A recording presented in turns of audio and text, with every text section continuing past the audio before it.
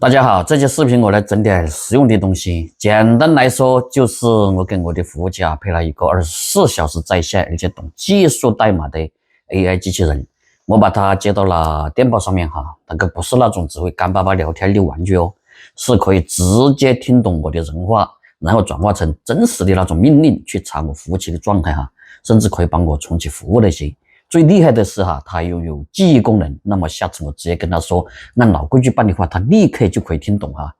除了这个机器人，我还顺手部署了另一个东西，我把那个音频给它扔上去它就会自动的给我起标题、写简介，把语音转成带时间戳精准的这么一个字幕还能够顺手生成4张风格不同的那种封面图。今天这2个项目全程都是白嫖 Cloudflare， 也就是我们常说的那个 Safe 的 Works AI 跑的不消耗我本地电脑的一丁点资源。Safe 家的 R2 存储、KV、D1 数据库，我今天全部把它给用上1分钱不花，完全免费。好了，废话不多说，我们现在就直接开始动手。首先我要在我的电脑上面准备基础环境去 load.gs 官网下载安装包。这里要提醒一下，这个版本呢最好选择20以上的，太老的这个版本它后面会报错那么我就直接无脑下一步安装就行了。好，装好之后，那么我打开了一个电脑的终端，也就是这个黑框框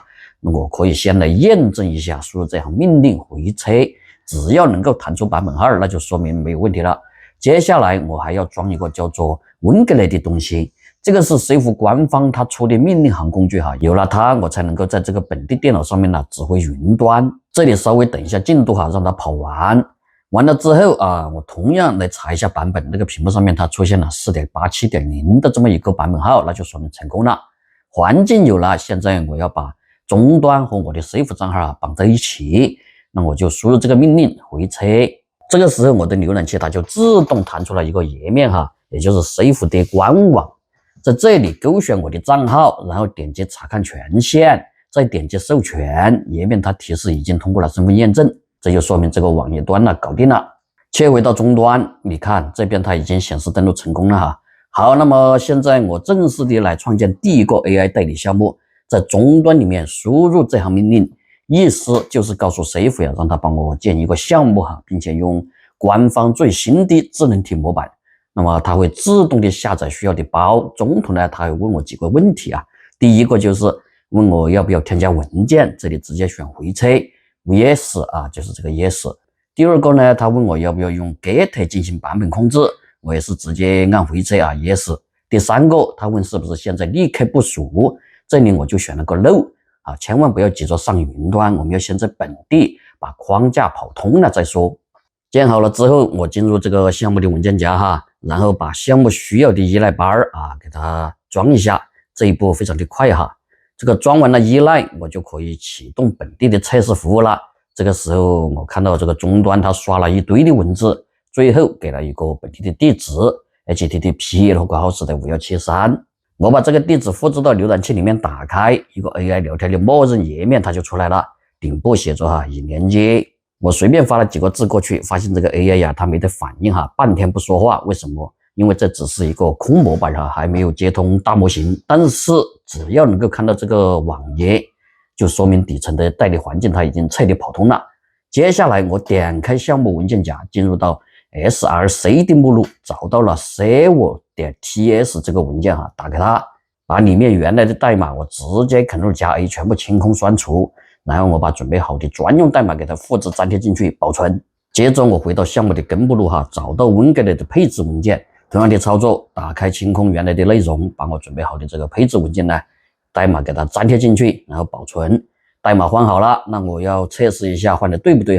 在项目的根文件夹目录里面建一个文件，名字叫做 test.mgs， 注意这个后缀是.mgs 不是.gs。我把测试代码也给它贴进去，然后保存。刚才在浏览器里面打开的那个 localhost 的5173的这个网页标签呢，现在我就立刻把它关掉如果不关，它会在后台请求那些旧的代码，会导致这么一个循环卡死。确保网页都关了之后而且刚才那个跑起来的终端它还在运行，那么我就新开了一个终端的窗口输入测试的命令，一回车，终端的它弹出了绿色的回复的文字哈，这就说明我的 AI 它已经在本地正常工作了。现在我要给这个 AI 配一张嘴巴，也就是把它接到 Telegram 上面去哈。我打开电报，在搜索框里面搜机器人他爹，注意看仔细了哟，认准这个名字旁边带有官方认证打勾的那个，不要加到骗子的高仿号了哈。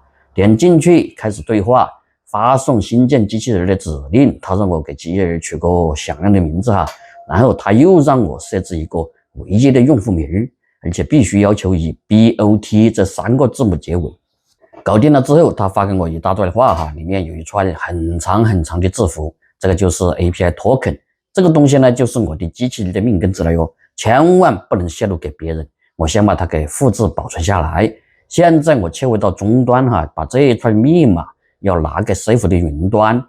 终端它会提示输入内容，这个时候我把刚才复制的 token 直接粘贴进去。注意了，粘贴的时候屏幕上面它只会显示这么一串星号。这个是为了安全，不用管，直接回车。他问我要不要创建新密钥，我这里按 Y 进行确认哈。那么搞定了之后，万事俱备，我可以正式的把代码放到云端了。在终端就输入命令，然后稍等片刻哈，上传完成之后，这个终端的底部它就吐出了一个 HTTPS 开头的链接。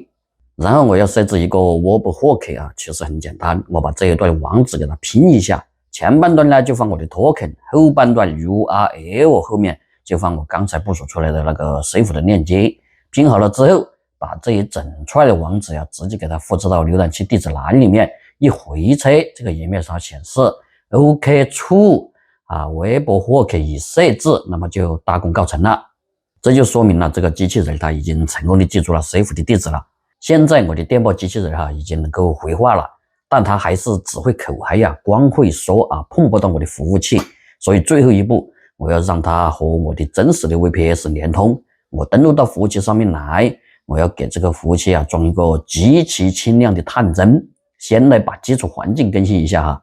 然后再装一个轻量级的 Python 网页框架，接着用 Nano 这个编辑器建个文件，把探针的代码全部给它复制粘贴进去。代码里面它有一个 token 的密码哈，我把它改成了我自己随便编的一个复杂的密码，不然哪个都可以黑我的服务器。改好了之后，按 Ctrl+O 回车保存，再按 Ctrl+X 退出。现在我让这个探针在后台跑起来了哈，我回到电脑本地的项目文件夹，把服务器的信息告诉 Safe， 终端执行命令，粘贴服务器的公网 IP 回车，然后再粘贴刚才在 Python 代码里面设置的那个复杂的密码回车，最后执行一次部署的命令。现在我打开那个机器人我可以像吩咐小弟一样给他发消息了，随便发一句让他查一下内存，他就会给我返回真实的剩余内存。我还可以查系统版本，查 CPU 负载，查前面15个最吃资源的进程哈。如果我发现服务器挂了的话，直接让它重启，它全部都可以做到。我现在就拥有了一个懂代码的24小时工作的这么一个机器人了哈。好了，现在我来部署第二个超级实用的项目自动化视频创作。这个项目的逻辑呢，它是只要我扔一段音频给它，它就全自动的帮我搞定标题、简介、文字稿，还有字幕甚至还有封面图。那么我在电脑上面重新打开一个终端，同样的，我先授权一下进入到我要部署的第二个项目的目录。因为这个项目它要存数据库还有文件，所以我需要在 Safe 上面开通数据库我在终端输入这个命令，运行之后，屏幕上面它吐出了一行 ID，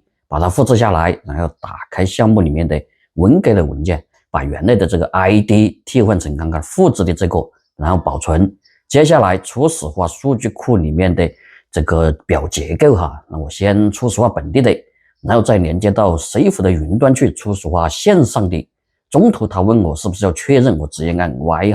那么数据库搞定了，还要建个网盘用来存这个音频和封面图也就是 Safe 的 R2 存储筒，直接输入命令按回车，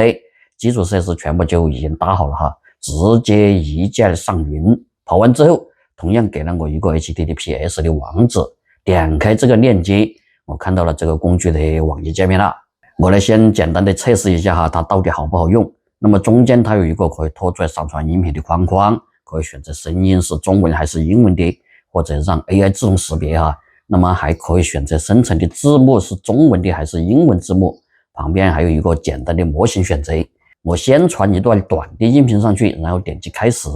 水浒云端的 AI 集群就开始疯狂的计算了哈，速度还是非常的快。处理完了之后，它根据我的音频内容，直接写好了几个吸引人的爆款标题啊，连那个视频的简介都帮我生成了，写的还是有模有样的。往右边看啊，它同时还顺便生成了4张不同风格的这个视频封面图啊，可以点击直接下载。我点开看了一下啊，这个画风呢确实还是有点抽象哈，我也不知道这个水浒底层它调用的是哪家的绘画模型，不过还是很有意思的。这都不是重点哈，重点在下方，这里有个转好的纯文本 TXT 文件，还有 SRT 标准字幕文件，可以直接下载。点开 TXT 看一下哈，识别的还是非常的精准。那么我再来给它测试一段10几分钟长的长音频。这一次我把模型给它换一下哈，换成这个谷歌的模型。点击开始，处理完成之后哈，一样的这个标题和简介它瞬间就搞定了。这个封面图嘛，还是那个熟悉的抽象流派哈，那么我也看不懂。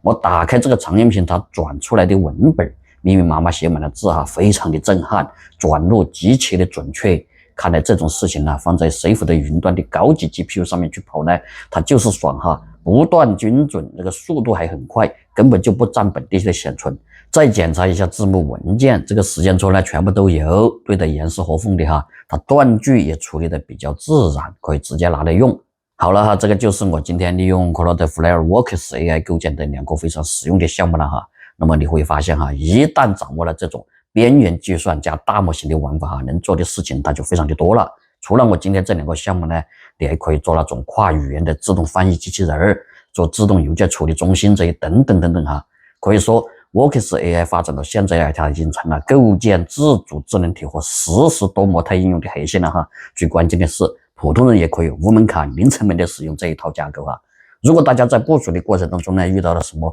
奇怪的报错，那么不要慌，多看2遍嘛，或者在评论区里面留言。感谢各位能够坚持看到这里哈，希望这2个项目呢能够真真切切的提高大家的效率。那么我们下期再见。